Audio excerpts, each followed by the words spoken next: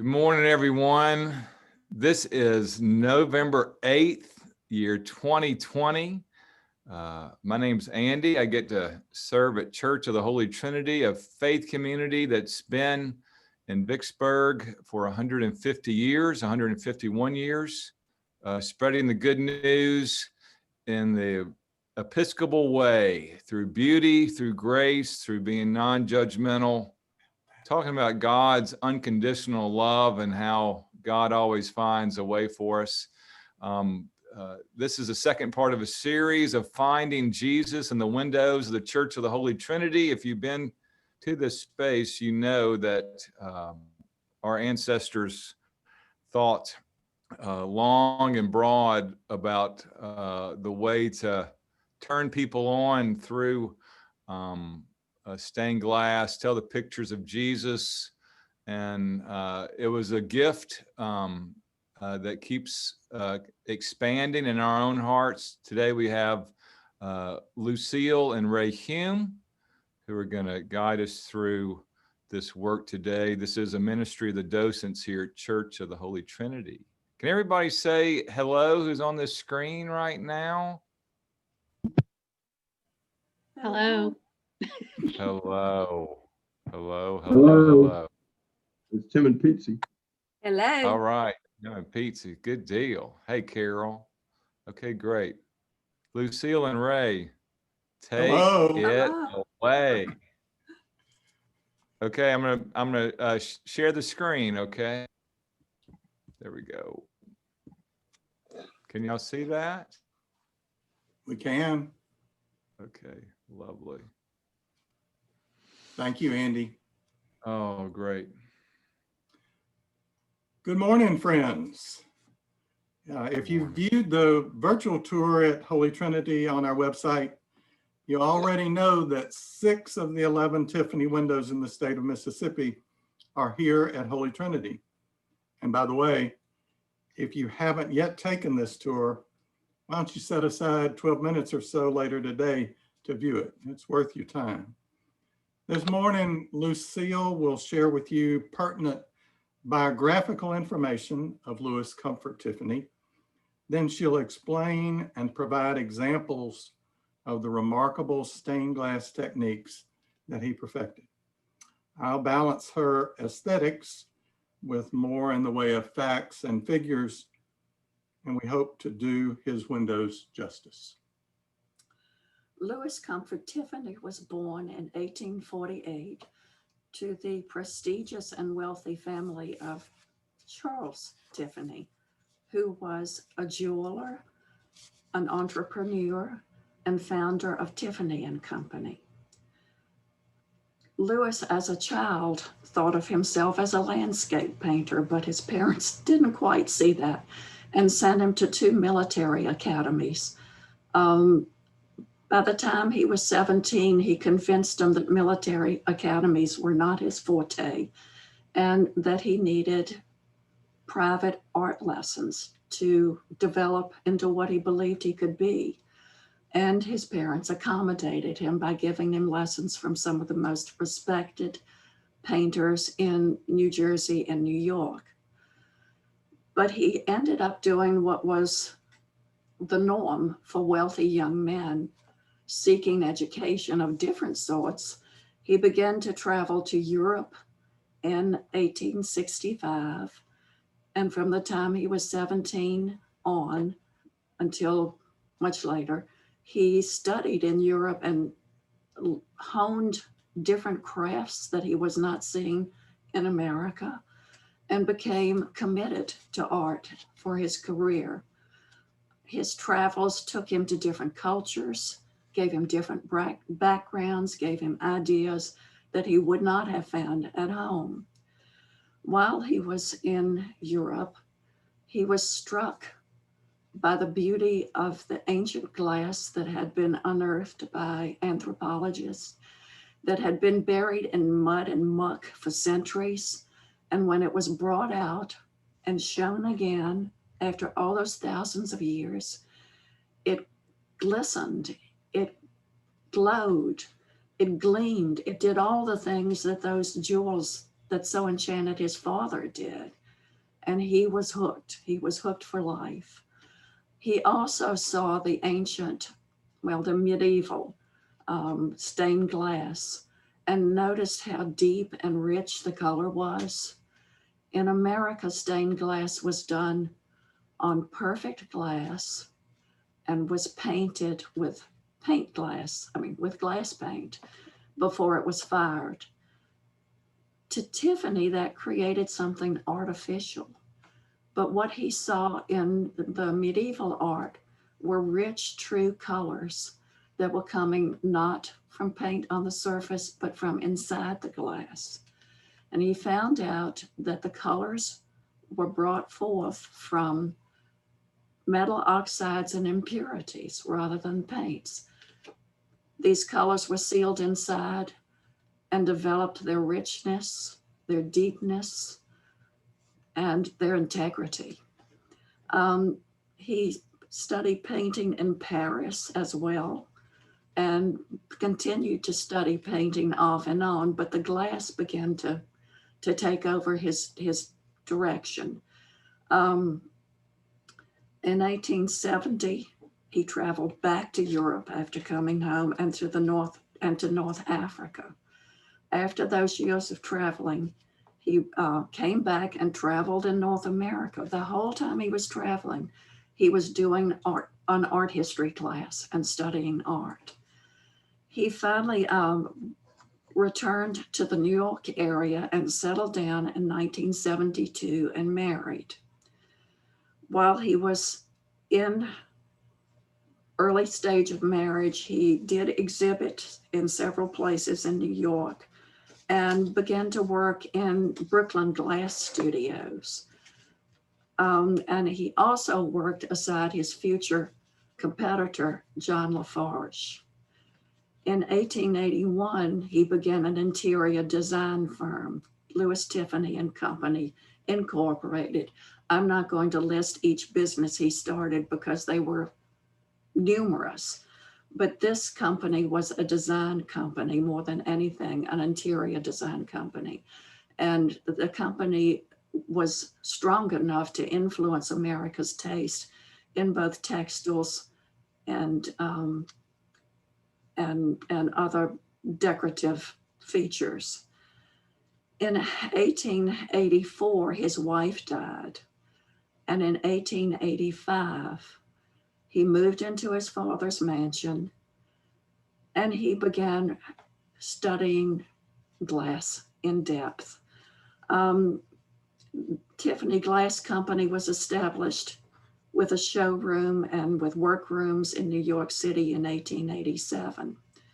But all during this time, the glass was dominating his mind. He began to develop different types of glass in the studios and began to see possibilities that weren't in front of him and weren't available. With his experiments in glass, his first experiment was to melt down cheap jelly jars and bottles, and he got a glass that was infiltrated with impurities but produced this lovely glowing pink instead of clear glass. So he was off to the races with that. He began to experiment with different additives. By the time he was at this point, he had developed a reputation as an innovator, and glass artists from all over, including Europe, were coming to work for him in his studios.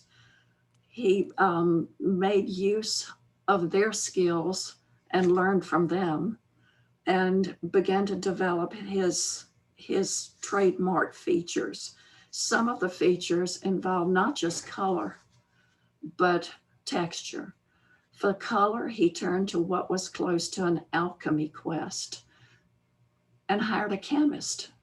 They kept a log of all the possibilities of combinations of metals to produce colors. For instance, to produce red, you needed gold. To produce cobalt, to produce blue, you needed cobalt. metal oxides would produce blues and greens, and uranium would produce yellow. All of these formula combined, deepened, changed, but they were locked in a safe keeping because they were the center of his development of colors. And he learned that dropping those colors, swirling them in the glass would create different textural patterns in the glass. But texture was the thing that really became most innovative. He had a team of workers. He had up to 300 employees when he was at his peak. And the work was physical in the studios. The textures he developed were drapery glass, which was developed by ladling glass onto a steel table. Then workers would gather around. They would begin to manipulate the glass with wooden paddles and tongs to stretch it out and keep it flat.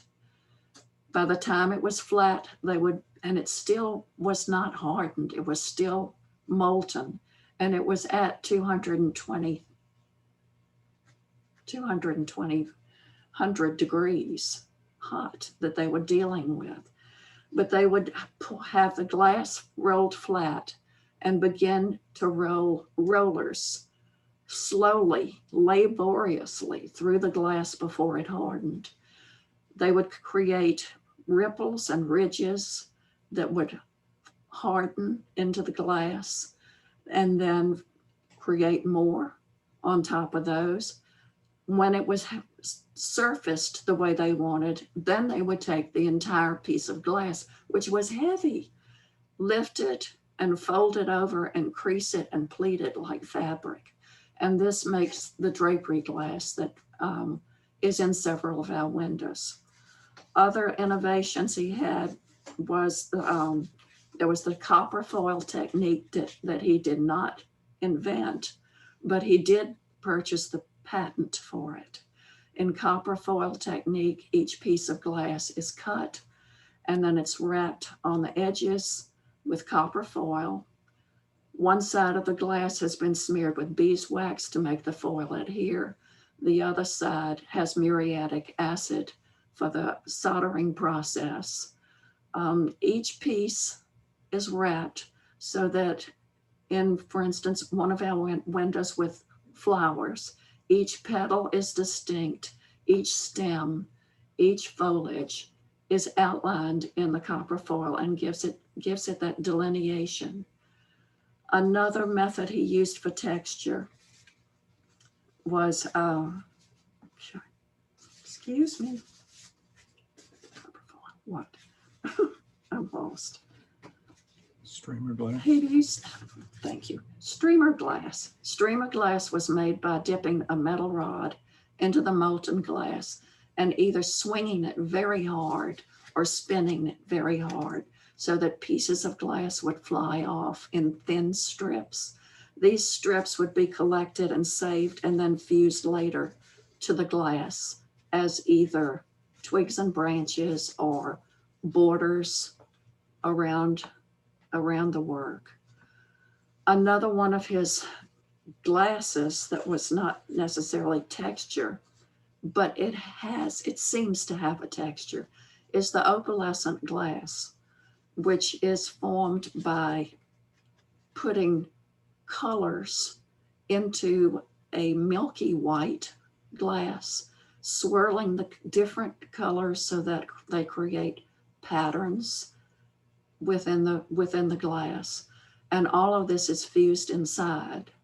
But the opalescent glass was highly sought after.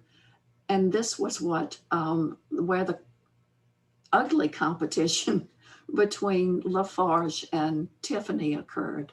Lafarge was the first to patent opalescent glass, and Tiffany ended up patenting his corrections and his revisions to the opalescent glass. Okay.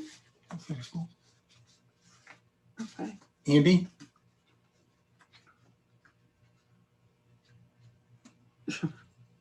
Keep going. Keep going. There we go. Stop. We want to present the windows to you in the order in which they were placed at Holy Trinity. There's only one problem with this, and that's that we really don't know for sure the order in which they were placed. If you look at this chart that was provided by Tim Abels, there were at least 9 different factors considered in determining the order of placement. Actually, there are even more if you want to get into conjecture as to when the Tiffany windows went in, there were only 2 other windows that had been placed on the sides of our church. So all those other slots were available. And in determining the order, there's some credence given to recognizing which were the more preferable, the most highly visible spots. There's a wonder whether or not people wanted the windows beside their pew where they traditionally sat in the church. All of that's a long way of telling you that we don't really know, but there are enough different factors when coupled together. We believe the information that we're providing you is as close to correct as anyone can come up with. I will say, however, and Tim has encouraged us to share this with you, if you happen to have any insight whatsoever into the order in which they were placed, knowing that this is not totally set in stone, please let him hear from you. But for our purposes, we will begin with what we believe is the first of the Tiffany windows placed in our church. I am the way, the truth, and the life. Andy?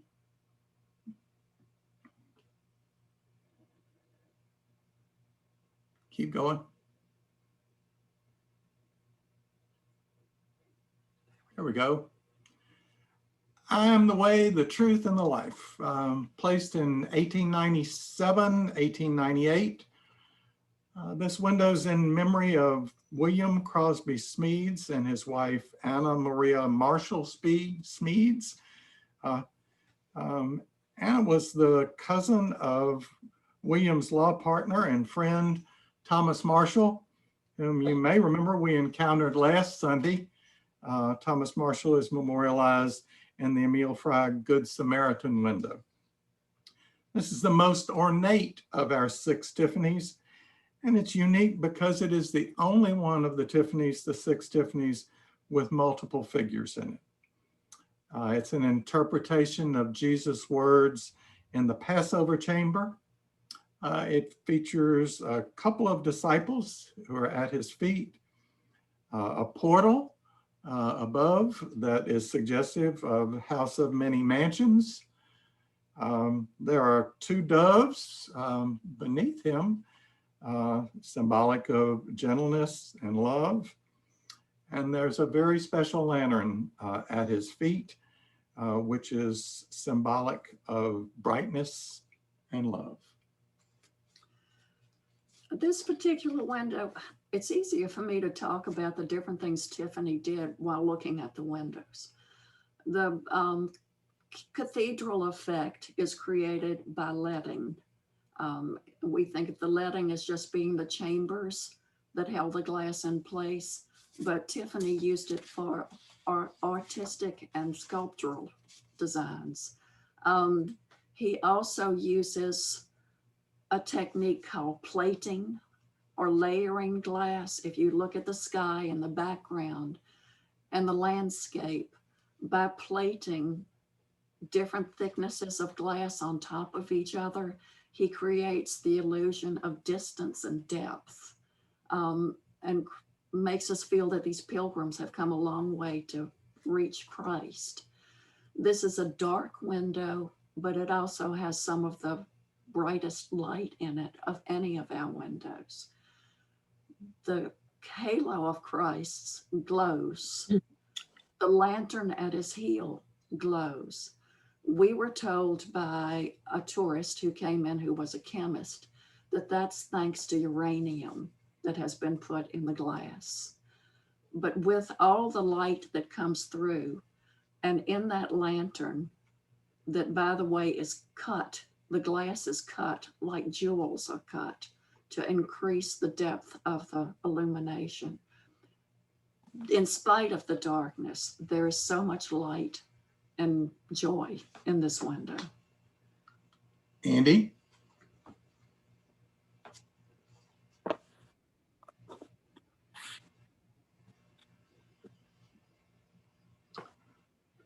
The second of our 6 windows is entitled Peace, though it's actually often anecdotally in our church is referred to by many as the Pink Lady, particularly when offering instructions to new crucifers on the gospel procession. The advice to them is always go down to the Pink Lady and then turn around. The Pink Lady of Peace is in memory of Roberta Brooke Smith. She was the daughter of Senator Walter Brooke. He was noteworthy for many things through his life, but he also was rather noteworthy from his death of choking on a raw oyster. Her life included other tragedies besides her husband's death. She was married at 16 to James Lum, and she was a widow at 17. She married again to W.H. Smith. Their only child, Charles Brooke Smith, died of a self-inflicted gunshot wound at age 18. Roberta died at just 47 of a sudden congestive chill. Look at all the symbols of peace in this window. The dove, the olive branch, the laurel wreath, and then even the color pink itself is considered symbolic of unconditional love and peace. Yeah. Yeah. In this window, we again have plating or layering in the clouds. Look how many layers are stacked on top of each other to create that massive cloud heaviness. Also, this window uses opalescent glass in the streams of lit rain. I assume that's rain coming down from the clouds. Notice all the colors that are incorporated in it. And if they're not painted on the surface, they're allowed to have a natural glow. This window also uses drapery glass. When you look at the shorter version in the corner, you can see the number of folds that create her gown, how many times that glass was manipulated, folded, twisted, and turned to create all those swirls and all that movement in her gown. It's pretty incredible stuff. The wall behind her is opalescent glass as well, giving us a richness as a background for her. And around the border is probably ripple glass, which was made with a roller run through the glass as it was forming. Andy?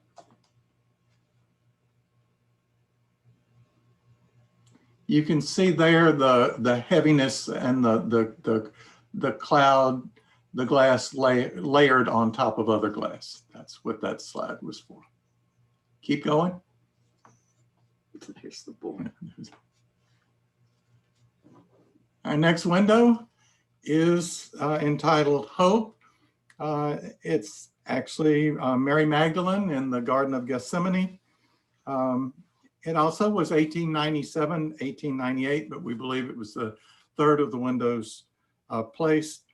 And a side note, we don't know if it was intentional positioning or serendipity or what, but it's really a pretty wonderful realization that in our church, that window entitled Hope looks across at the other side of the church at a window entitled Peace. This memorializes Mary DeChesney Collier, whose death at age 12 so saddened both the parish and the entire community. It also, her mother's name was added following her death in 1920. This is Sally Newman Collier. Mary Magdalene in the Garden of Gethsemane. We all know Mary Magdalene was one of Jesus's most devoted followers. Much has been written about her, including she was mentioned 12 different times in the Gospels. Please notice the anchor above her head. This is the symbol of hope. In this window, by memorializing the individuals they did, this grieving family offers a prayer of hope for the soul of their beloved daughter. Just at the same time, what is depicted, Mary Magdalene offers a prayer of hope for Jesus following his arrest in the Garden of Gethsemane. As I think we all know, she witnessed it all. And while the male disciples were afraid and ran away, Mary Magdalene stuck around. She was courageous, and she stayed, and she prayed, and she was hopeful. The drapery glass in this window is the deepest and the most dramatic of any of our windows. If you stand under the window and look up, and I'm not telling you to look up Mary Magdalene's dress, you can see how deep the folds are. They're maybe 2 inches thick in places. Think of the weight that was created by this thickness of glass. The glass is crimped at the waist. When you look up, you can see where it's crimped, and it would have been crimped with a pair of pliers to stop the pleating. She stands in jewel tone leaves that are on little branches and twigs that you can see in the corner that are from the streamer glass that has been spun off that rod and saved and then fused onto the glass. It makes the twigs and the branches stand out. You've got 3D. That's the thing. Tiffany isn't just color. He is so much about texture as well. Looking at the background and up at the top. Andy, just if you move one. There. At the top, we can see where some of the layered glass has fallen and hasn't been repaired, because how do you come back and repair something like this? And it's one of the dangers of innovative glass making. It does happen.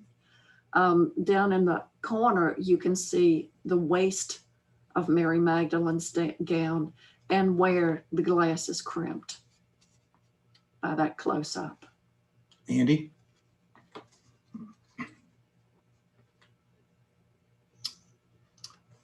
Our next window is entitled Music. It was in place in 1899. This window memorializes Mary A. Molly Bang Englehart, who was a most talented Baptist vocalist who we were fortunate to have singing in the Holy Trinity Choir. Her husband was a doctor who came to Vicksburg from Mobile in 1878 to assist in aid to folks in the yellow fever epidemic of that year. When she died, her remains were shipped to Nashville where she was born for burial.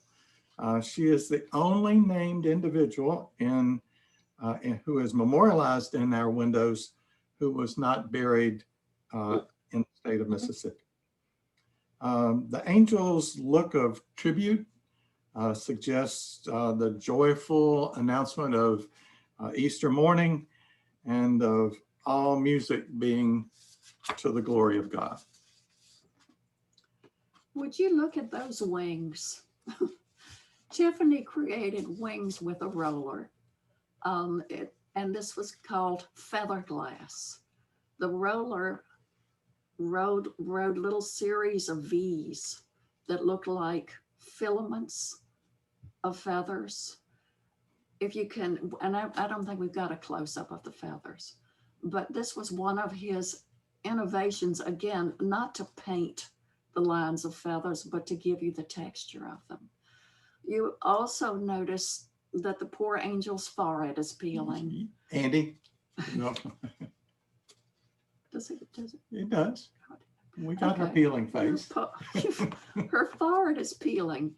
This is why Tiffany chose not so much to paint, but he felt that he needed to paint the faces, hands, and feet, the flesh-colored portions, the body parts, rather than try to produce something that looked like it with texture.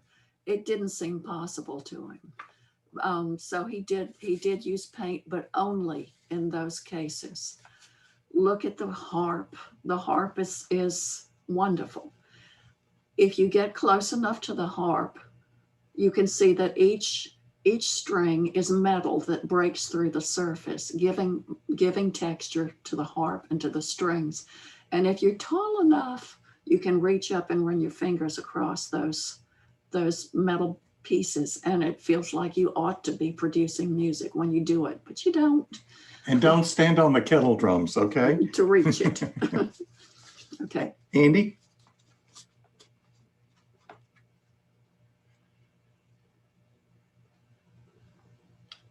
Angel and Field of Lilies. This was in place 1904. It memorializes Emma Glass Bedford, who's a native of Warren County, and his family was actually established in Vicksburg as early as 1797. She married another Warren Countyan, Thomas C. Bedford, who was from, actually was the first Democrat elected sheriff of Warren County after the Civil War. She predeceased him. Actually, quite a few people predeceased him, because when he died at age 91, he was acknowledged as the oldest citizen of Warren County and the oldest free and accepted Mason in the United States.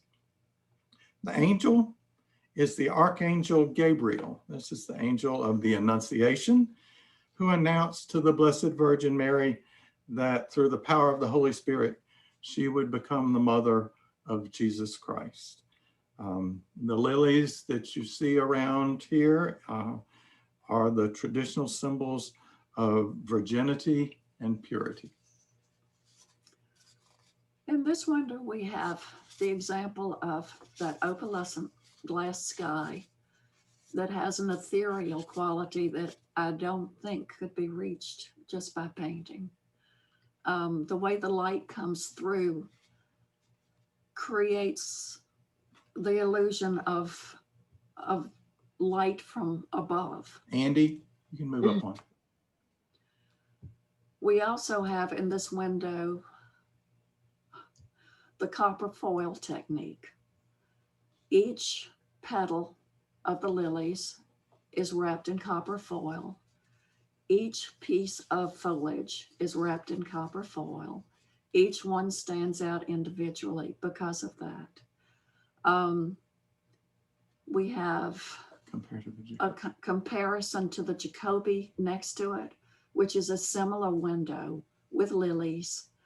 But look at the difference in the lilies and the petals. In Jacoby's, they're painted on the surface. They're flat, even though they're beautiful. But in Tiffany, each individual piece stands out. Also in this window, we have several other things. Andy? Can we show the whole window again? Okay, there's opalescent glass compared to typical stained glass for the sky. But can we show the window again? Can you go back to the whole window again? There you go. Notice how you can see the lilies through the angel's gown. This is from plating glass. First, Tiffany did the lilies. Then on top of that, he put the gown and gave it a transparency so you could see through it. Then he plated again with the grass foliage that comes over the angel's knee down at about knee height. So he's plated 3 times. He's plated twice to give that depth and the illusions that he creates. Around the border, you can see clearly here, that's ripple glass that's made with a roller that creates those small ripples that refract light. The opalescent sky also does this strange job of both reflecting and refracting light. So you get kind of a double whammy from this particular sky. Okay. Andy? Move on to our next window, our last of the 6 Tiffany's. This is the Archangel Raphael. It was in place 1904.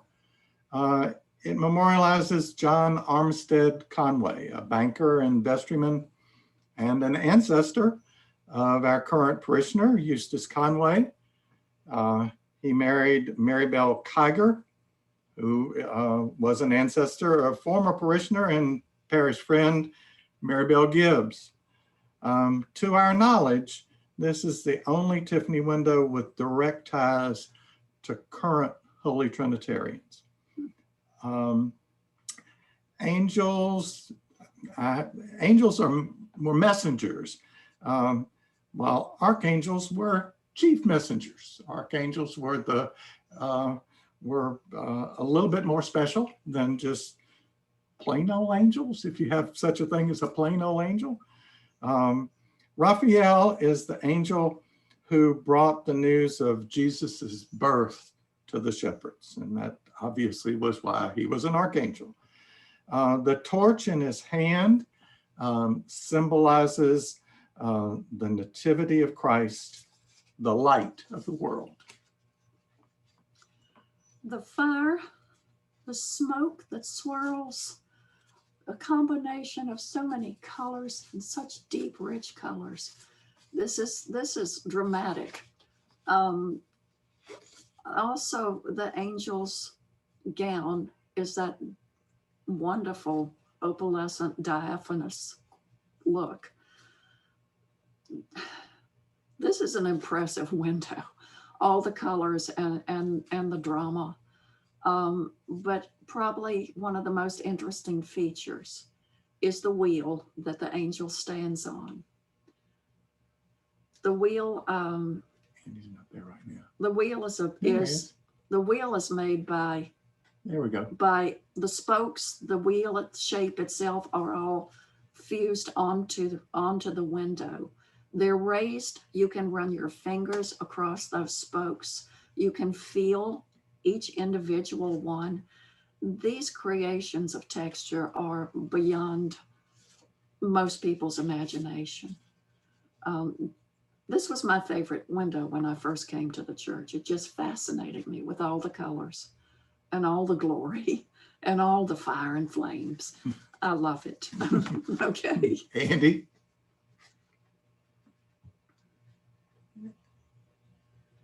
This is not one of our windows, but we wanted you to see it.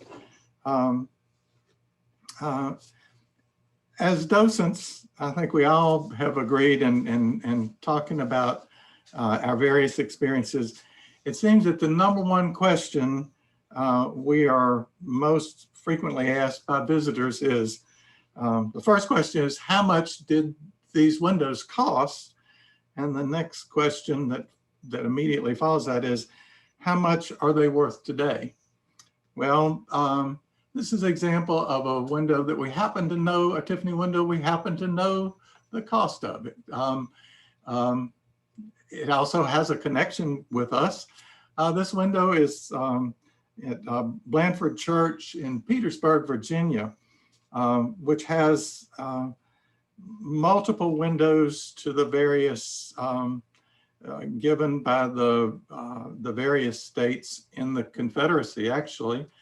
And this window is called the Mississippi window. And the money that was raised to place it there was primarily raised by women in Vicksburg. Go women. It is actually smaller than our windows.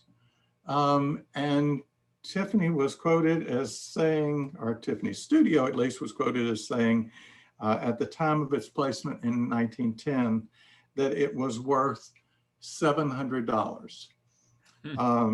So from this information, do a few permutations, commutations, all of those things.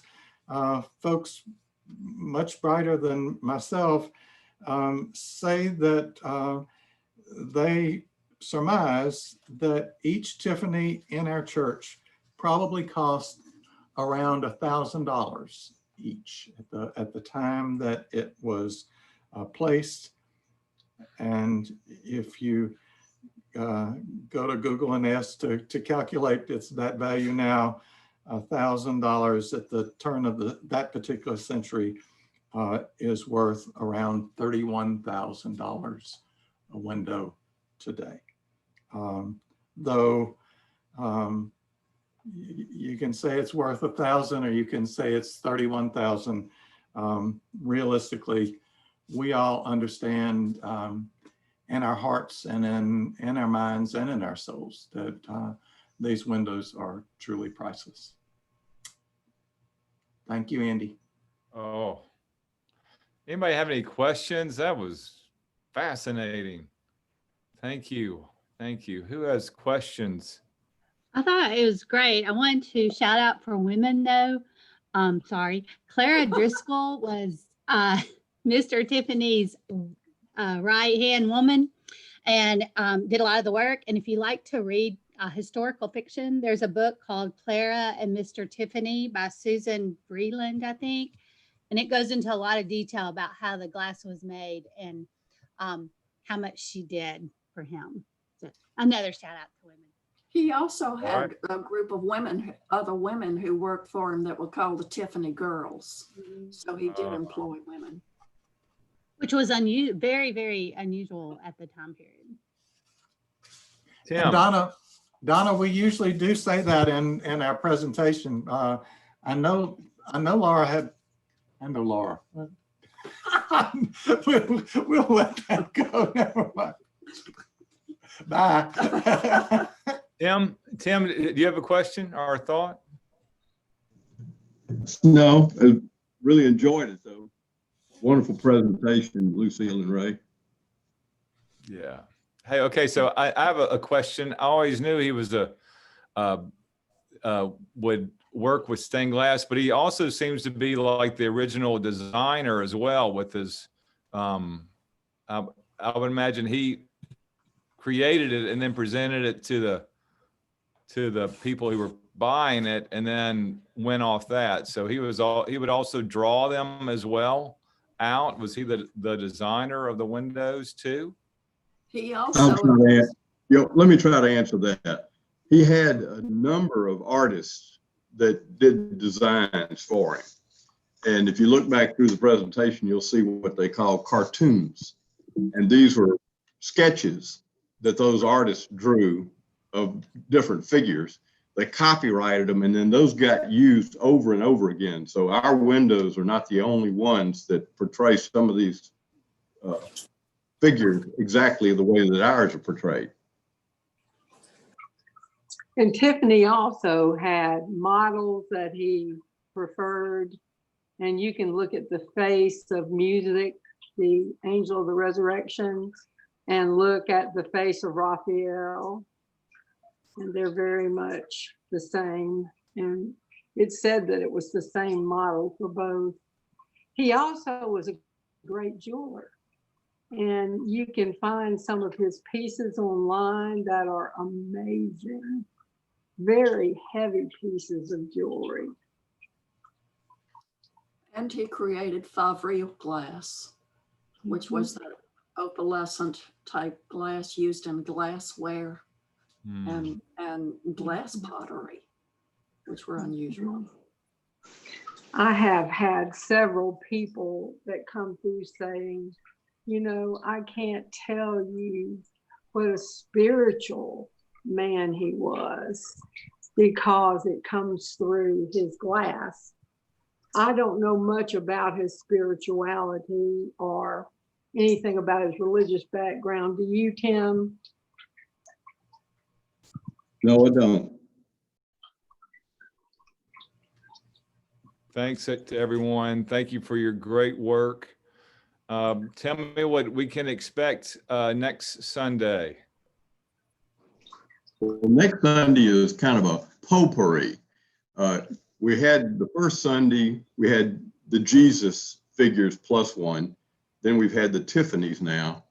And the last lesson, the fourth one, will be what we're calling the first and the last, which will be the windows in the west wall, in the chancel, and in the tower. So all the ones that haven't already been covered then will be the ones we'll do next week.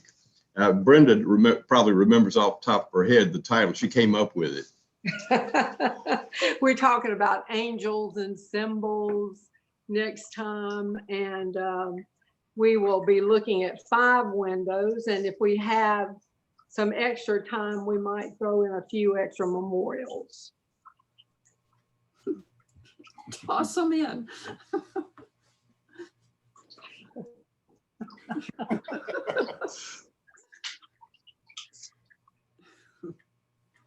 Andy, you're muted.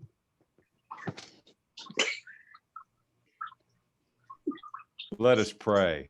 Yes. Gracious God, you are the true light,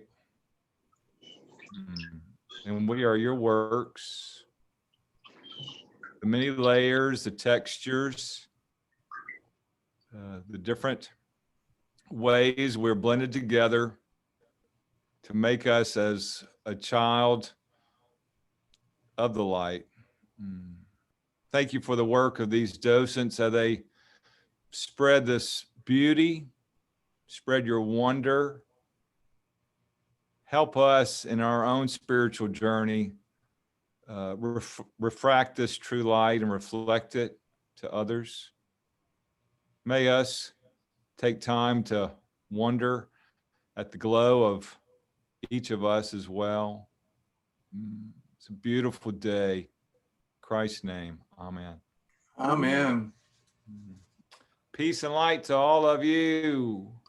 And also with Back you. to you. Thank you so much. You, Wow. Lucille. Bye-bye. Bye, y'all.